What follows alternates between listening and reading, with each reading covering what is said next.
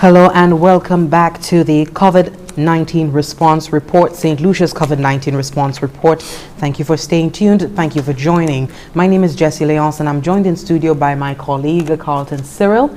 And we are bringing you more updates and information as it becomes available with regard to the authorities' response to this pandemic. The Prime Minister, the Honorable Alan Shastney, continues to admonish that we not get complacent about the war against COVID-19. We have had some favorable news in the last few days. We had 11 recoveries of the COVID-19 patients.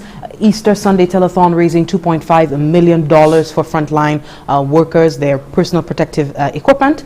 However, we should not let these progressive developments have us resting on our laurels. Our nation leader did announce that alongside COVID-19 containment efforts, there were plans being drafted for a phased reopening of the economy. In his address on Sunday, Easter Sunday, the Honorable Prime Minister emphasized that these were just plans and any reopening of the country would be contingent on word from health officials. And there has been no definite term announced for the reopening of the country. The partial shutdown continues until 26 April.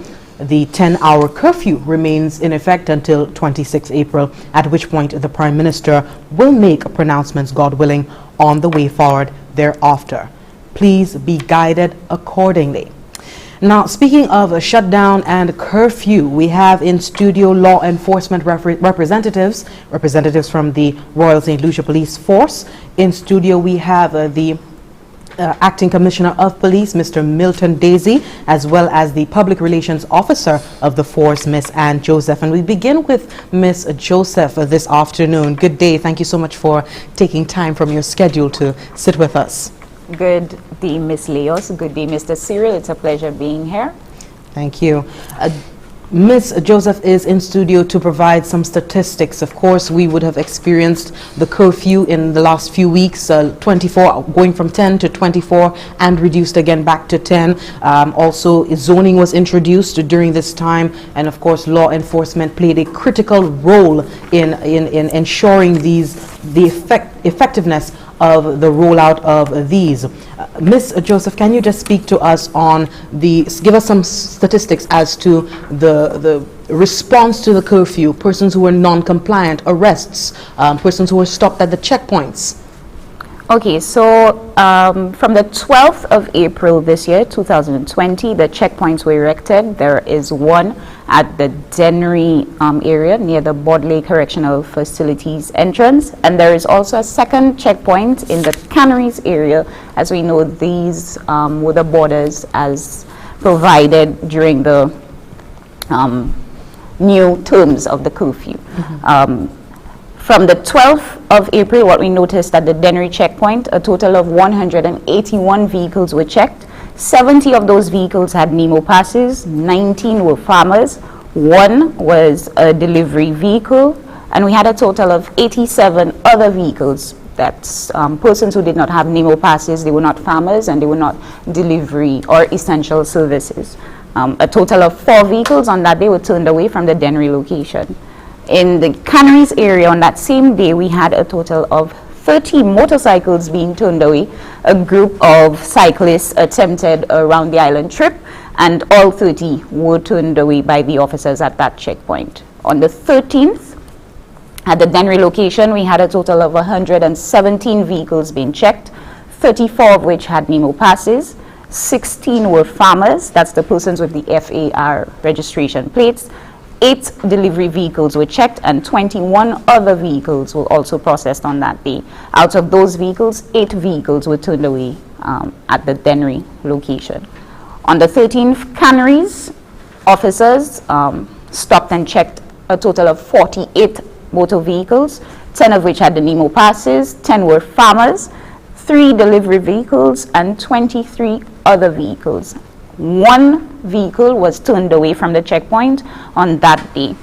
We also had 1 male from Sarot who was arrested by the officers within that jurisdiction on the same day for breaking the curfew. On the 14th of April, we had at the checkpoint in Dennery, we broke it down into vehicles that were northbound as well as southbound. An assessment was made because we wanted to realize the number of vehicles actually heading from the south of the island to the north, as well as those heading from north going to the south. And on that day, we observed that a total of 41 delivery vehicles were heading southbound. They were checked by officers, and 59 were heading northbound. There were also 87 vehicles heading southbound with NEMO passes, and 76 heading northbound. Farming vehicles, 21 heading south, and 22 heading to the north of the island. The other vehicles checked on that day heading to the south were 188 and 98 heading to the north of the island. On that day, 2 vehicles heading to the south were turned away, and 7 heading to the north were turned away. So we had a total of 339 vehicles heading to the south of the island that were checked, and a total of 262 vehicles heading to the north of the island at the Dennery checkpoint on the 14th. At the Canaries checkpoint, we had a total of 235 vehicles being checked.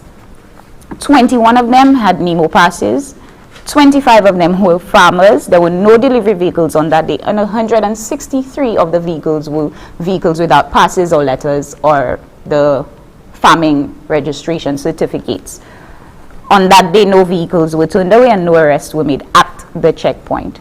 We have, on the 15th of April, in the Castries area, 1 male was actually arrested at the fire services compound, service compound in Castries with a chainsaw, and that was after the curfew. He was arrested and is expected to be charged for the offense of being seen on premises.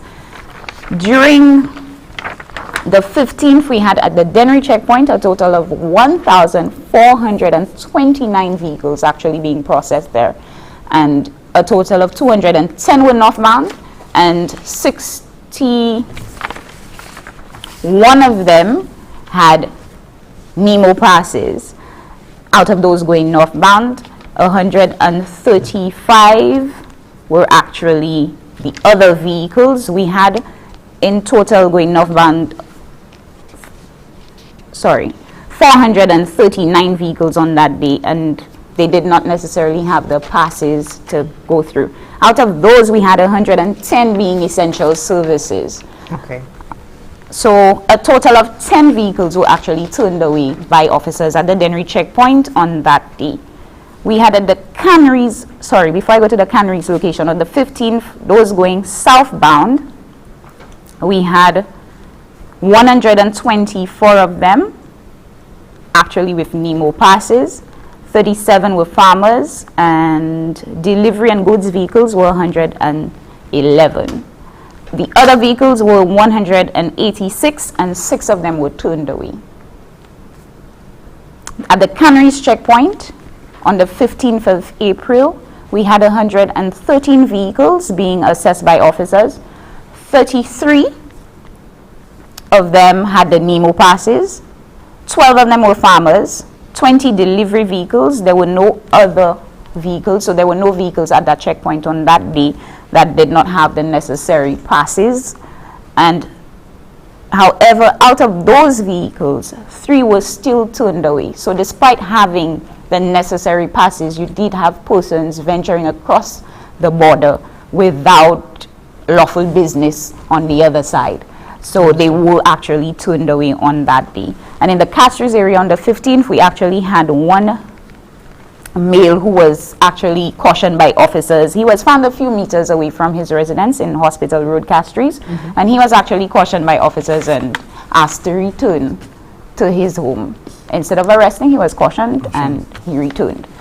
But we did make an assessment island-wide from the 27th of March this year, where in the Grosley area, 2 persons were arrested for breaking the curfew and they were charged. We also have on the 30th of March, 1 person in the Canaries area was arrested and charged for breaking the curfew. So I'm giving you the figures now for persons who have been arrested and charged for breaking the curfew. Okay. On the 31st of March, we had 3 persons from Soufre being arrested and charged.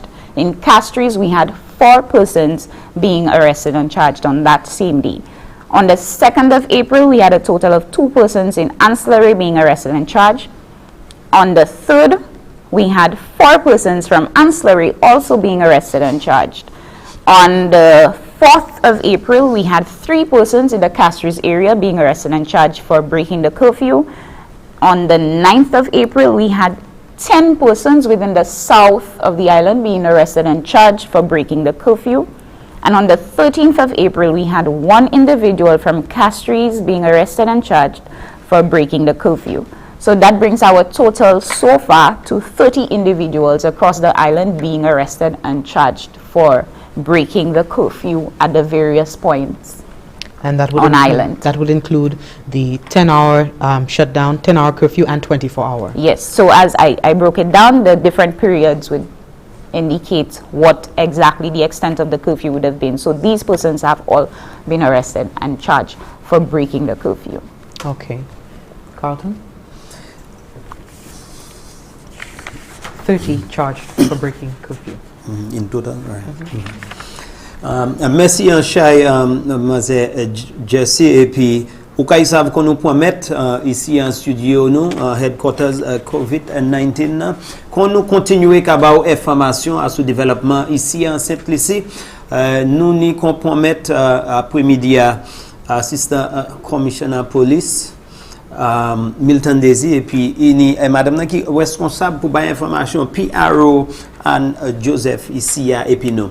Attention ici c'est pour bailler nation et pour vous savez ça qui a fait les vini pour ces numéros les vini pour ça qui déjà fait comme vous savez raison qui était derrière pour empêcher moun si mais j'ai vermine ou changer nous te fait annoncement ben les autorités te fait annoncement les vini pour des zones nord et puis sud quoi là nous te ka hen ces numéros on ka rempli détail et puis mais enfin on ka savent les te vini pour nord là et puis sud pays des bonnes te tout ko établi ou parti ça qui te bonne dans botikay et sous sortant nord là ou parti ça qui te lance là avec monter Canaries l'autre bonne pour nord là c'était là bordlé quand pays a te trouvé ko divisé en deux pour ça on ka savent chaque c'est bonne te en bawad qui police te là ka ménager et pour ça nous hen en chay en ces numéro qui sorti hors département police nous kay ba pli en détail mais kay savent en plus 30 moun a trouvé koyo a été condamné en compagnie moun juste trouvé koyo ces police là en vetio là vini pour pli en détail nous kay ba ça parce qu'en chaque bonne ou te brisé ni passou et bien en raison et bien en lettre qu'on nous était bien expliqué ici pour vous peut quitter une zone pour aller dans en l'autre quand information c'est ça nous ca joindre aujourd'hui à combien de on ca rempli détail et puis ces numéros mais pour date pour ça monde qui trouvé quoi arrêté puis condamné nous ni 30 parmi l'autre l'anissa qui trouvé quoi ces police en vetio les vini pour les curfew pour arrêter caillou Jesse. Thank you very much for that. We are due for a break, but we'd like to thank Ms. Ann Joseph, the Public Relations Officer, for providing this information in terms of the persons arrested for non-compliance to the curfew and the zoning. Thank you very much, Ms. Joseph. We will be now taking on the Acting Commissioner of Police, Mr. Milton Desir. After this break, he will be providing analysis and giving us more information on the punitive measures that have been taken during this emergency protocol status that the country is now in. So do stay tuned for that. We have the Acting Commissioner of Police coming up after the break.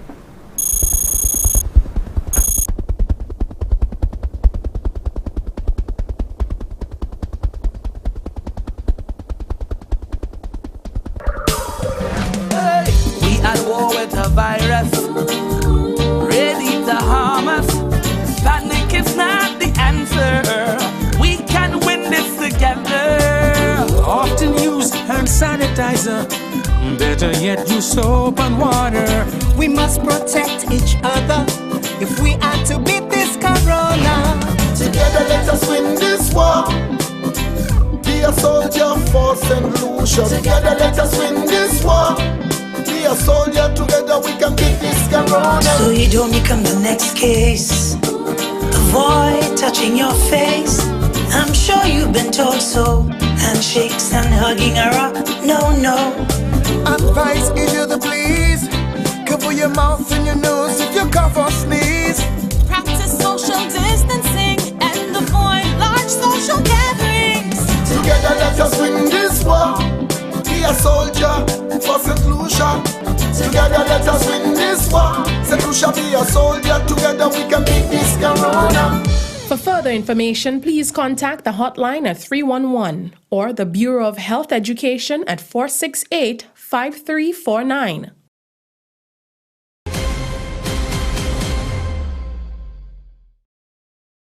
Coronavirus? But children are safe, no? Hold up. Children are actually more likely to touch all kinds of surfaces, put their hands on their mouths and their eyes, or sneeze and cough with little thought about hygiene when around others. While children have been seen to recover well from this virus, they can easily spread it to those more at risk, like the elderly or ill persons who have a weaker immune system. Teach the little ones in your care to be little powerhouses of infection prevention. Keep reminding them, wash your hands. Cover your mouth with tissue or your inner elbow when you sneeze and cough. And be sure to praise them when you see them taking these precautions. Our health is in our hands. Together, through simple actions, we can stop the spread of coronavirus. This message was brought to you by the Bureau of Health Education of the Ministry of Health and Wellness.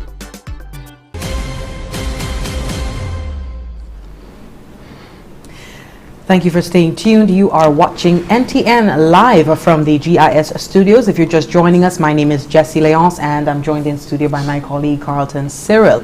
We continue our programming with regard to the COVID-19 response, St. Lucia's COVID-19 response, with a sit down with the Acting Commissioner of Police, Mr. Milton Desir. Good afternoon, Mr. Desir. Thank you so much for sitting in. Yeah, good afternoon, listeners and all present. Yes. Thank you.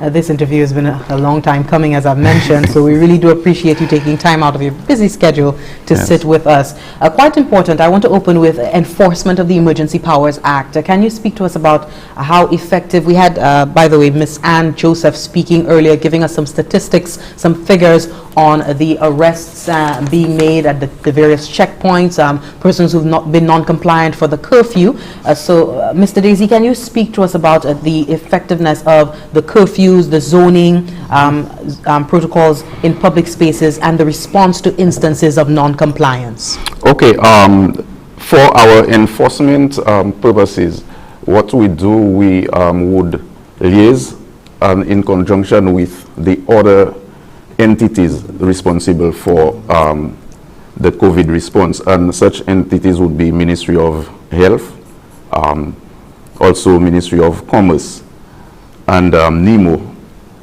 We would sought to find information relating to the protocols that has been established for various businesses, also for the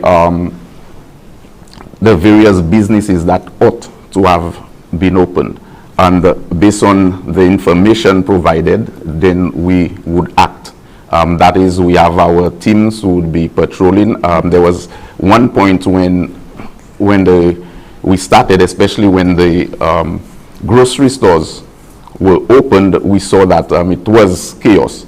So we had to focus our attention on the grocery store. So you would have seen police officers, and I know it was an issue where persons would say why police were working at a grocery store, but it was not for the establishment really, but it was in an effort to control what was going out there, the 6 feet distancing and so on, because if we had just leave it alone, probably by now our numbers probably would have grown even, and having said this, I'm not Ministry of Health, but these things could cause the spread of the disease. So we had to intervene. In terms of policing, I must say that the police officers, they are doing a very good job in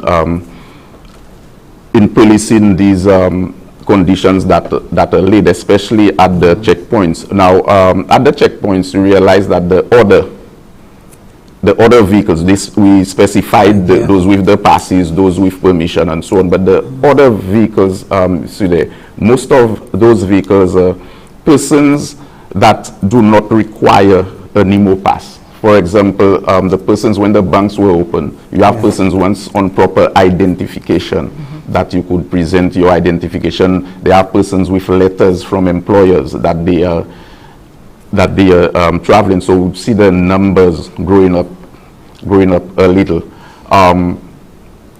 One of the things that we notice is that sometimes, as the officer before me said, that some persons would be navigating the checkpoints, trying to go across just for being on the other side sick, and these persons would have been turned back.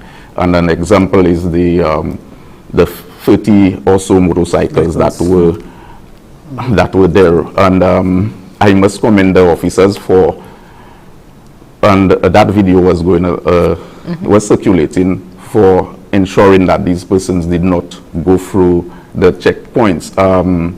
I must tell you that in the video you were seeing one officer, but it was not one officer present, and probably that is one of the determining factor that persons did not try to cross that line. But generally, I must say the officers are doing a great job, and I commend them for that. In the previous report, I did not hear we had an instance where we had to close down a bar. The attendant was arrested and charged 2 charges. Yes, the attendant was. The liquor, all the liquor inside was confiscated by the police. Actually, that is under the Liquor Act. That is what we ought to do. So persons out there, you must comply with the rules of the curfew, the bar, and even if the opening of the bar, I think it is being there because persons believe that if they close the door of the bar, they are not open. But the persons are inside the bar, but the door is closed. That is not the opening and closing we're talking about. There is no sale and consumption of alcohol to go at your location. Okay. Can you speak to the capacity of the Royal St. Lucia Police Force during this time? I mean, I can understand the force being strained, having to deal with, as you mentioned, the supermarkets reopening during the national shutdown, persons traversing up and down the 2 zones, and just general patrolling. Talk to us about the capacity of the force. Okay, our capacity is at 1,200. That's including the special constables and reserves. However, you would not find all these persons on duty. We have to make allowances for shifts, days off, and so on, because as you were aware, a police officer would not be in a location for 24 hours. We have our 8-hour shift system, so you could as well do the maths, divide that by 3. So you would see the number of officers that we have present. But I must tell you, it is a challenge, especially now now that we have more stores being open, more business places being open, so it is a challenge. However, we are able to work around it.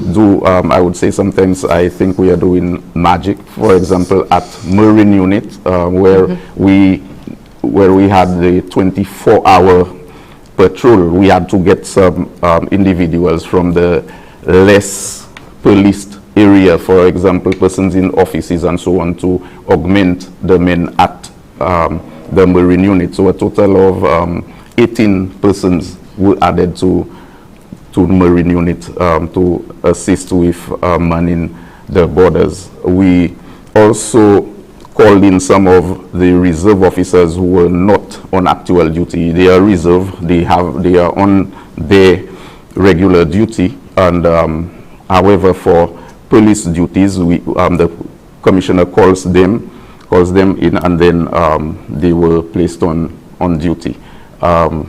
So these are some of the challenges that we had in terms of manning the various areas. We also have the challenge of officers who have to travel.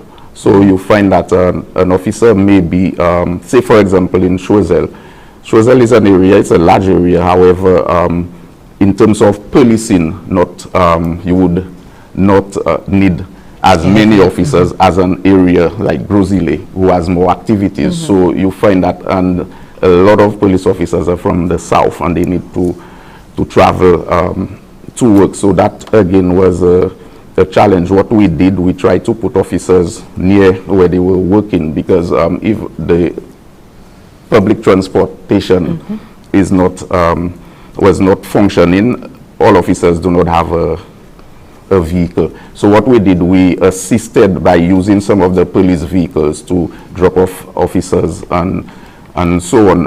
And this is how we were able to manage. And I must say, I am pleased that most officers are at work. Yes, we have very few of them reporting sick, and I believe that goes to the dedication of officers, knowing what we are faced with, and then giving that helping hand. Okay. The Prime Minister announced on Sunday that non-essential businesses, that is hardware and home supply stores, would be given permission to operate ahead of the hurricane season after they applied with the Ministry of Commerce. And they were guided, of course, on the physical distancing protocols. We observed this week that a few businesses were opened, and without having engaged the ministry. The Minister for Commerce did mention that when he sat with us earlier this week. Tell us about the police response to this and concluding arrangements made with some of these businesses. Okay, our response is really, we take our guide from the Ministry of Commerce. As I said, we have to work with other entities to perform our duties. And the PS Commerce would send a list to us of the businesses that they have granted permission. And once you are not granted permission, there are some persons, their permission is, they are still waiting to be approved, but they should be closed. If you have not received that permission to operate. And as I said, the police, to make our work easier for us, persons would need to physically show or display that permission, that license to operate that business. So when an officer comes, there is no conflict between the operators of the business or managers and the police. So this is what we would be looking for. That is number one. Also, we be looking for other protocols, whether they are meeting that protocol. So this one comes now with Ministry of Health. So we are asking these agencies to make available to the police these protocols that are necessary for these businesses to run. And I must inform at that point that the police is in no way granting permission to open or not. In fact, I am getting calls whether they should open or not. You go to Commerce, they will give the permission, a letter would be copied to us, and we would act based on that letter that we have received. Tell us about some of the instances, perhaps any outstanding instances where businesses were operating, they didn't have permission, they were non-compliant? Yes, we have had instances, not to mention names, but we have had instances where the police officers had to close businesses and so on. And however, these persons were not arrested. But going forward, this is especially when everything is in place. You have they have given you the approval to be displayed. They have given the conditions and so on, the protocols for the health protocols that has to be followed. And once persons do not comply, I think the time has come when persons need to be arrested, and so that persons would take example from that, because everybody, let me try something, let me open to see if the police will tell me close. So I think the time has come where if you are not supposed to open, if you are not supposed to be out, that you stay home, and so that the police can enforce the laws that they are to enforce. So zero tolerance policy. Yes, it is a zero tolerance, because what we have noticed now is that the country is open. That is basically what we have noticed. You have traffic jam in the city. You have the highway from Castries to Grosile, still traffic moving bumper to bumper, and that is not, I don't think that was the intention. The intention was certain places, the food places were opened first so that persons don't starve, you get something to eat. Then we have opened up some of the businesses that would be selling things in terms of plumbing, electrical, and so on, for repairs and so on. So if you were not on the list to open, persons, please do not try to open, because we would be out there, and persons will be arrested for that. Of companies receiving permission to open for business, can you speak on some of the restrictions on what some businesses can sell and so on, and what interventions the police will take if not complied with? Okay, some of the businesses opened, we know that for the food or food item, production of food and so on, sale of food.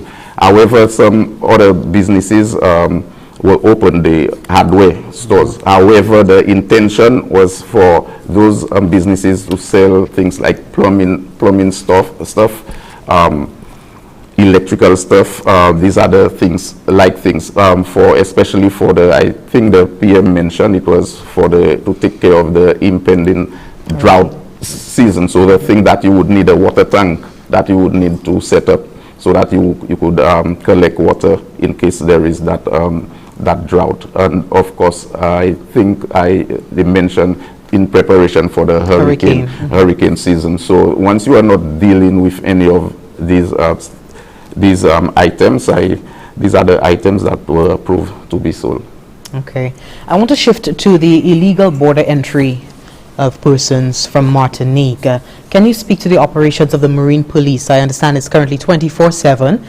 Provide us with a report of the vessels that have been caught so far in this illicit activity, the detention, if any, of captains and passengers. Okay, we did not collate it, but for my recollection, one vessel was impounded. It is still impounded at the unit, and I cannot foresee that vessel being released until everything is over. Yes, hopefully. Actually, the owner or the captain would be charged for illegal entry, because they entered the place illegally and going out of the country without clearing immigration. This, I must say that we are still in the 24-hour border control observation. We are not getting as many reports as we used to get before that persons are coming in. However, we are still maintaining the 24-hour patrol, so that if in case any of those vessels are going in or out, they would be searched. I must say that this stopped when the curfew was on, because it was easier for the officers to be out there and see a boat moving, because they were supposed to be in. So once a boat is moving, they would challenge that vessel. However, now, because fishing is reopened, but there are conditions placed for the fishers. So you must not have more than 3 persons on board. Persons must carry their fishing license and so on. So these are some of the conditions that are set. So it's back now for the officers to constantly check the boats that are coming in and going out. I'm going far back on the timeline. Speak to us about tracing efforts with regard to the passengers. We were getting reports of persons having made a break for land and so on. Can you give us any confirmation as to how many persons have been tracked down? Okay, I don't have the figure, Pilot, but what we did, we would get that information from the community. So persons would call to indicate that this is a stranger to our community, or they may have known the individual. That individual was in Martinique, and we see this person there. So we have what we call an extraction team. So that team would be going forward to these areas, locate the individuals, and get these individuals to quarantine. Successful so far? Yes, we have been doing that. So these individuals would be taken to the quarantine center, and they would be checked by medical. And of course, since they have come in They would be questioned how long they have been there, and then they would be quarantined for the 14 days that that they had been in St. Lucia. I mean, if we could just powwow on the gravity of the situation. I mean, Martinique has now gone into the triple digits in terms of its COVID-19 cases. The gravity, Carlton, of the situation where persons are, you know, putting others at risk, illegally entering the country and putting St. Lucians at risk. Definitely. Merci en Chay, Jesse, elle vini pour ça. Qu'on est bien connaître ici dans un studio et puis nous ici qui assis dans position police commissioner, ça c'est Milton Desir. En Chay, au hatan en Chay nouvelle ni pour faire et puis ça fait curfew. En Chine pour faire 20 000 Covid là. Là, Mazie Jesse de parler et puis Monsieur Desir. Parmi bagay Monsieur Desir déjà adressé qui voulait public là savent, c'est là il venu pour décision police. Et donc on ça police qui a trouvé quoi représenter qui a pris décision après il y a un conseil département santé département qui est responsable pour business et puis marchandises en cette lycée, département Nimo, quoi la police pas quand prend décision à sous compte koyo. Et puis dit les décisions point avec pièce là ba yo information, ça c'est les yo même qui a commencé faire travail yo. Ma sous question de qui manière ces police là qui comporter koyo qui manière bagay a passé là monsieur Desir Jardino commissionnaire date qui il trouve ces polices là qui fait un bon travail. Yo ka travail wed et yo ka coopérer. Et de là il vini pour côté yonise bon pour empêcher moun quitter en ordre là allant sud là bagay ja marché bien. Et yon ces bagay là ba explanation pour ou kay bien tendre les Joseph Pierre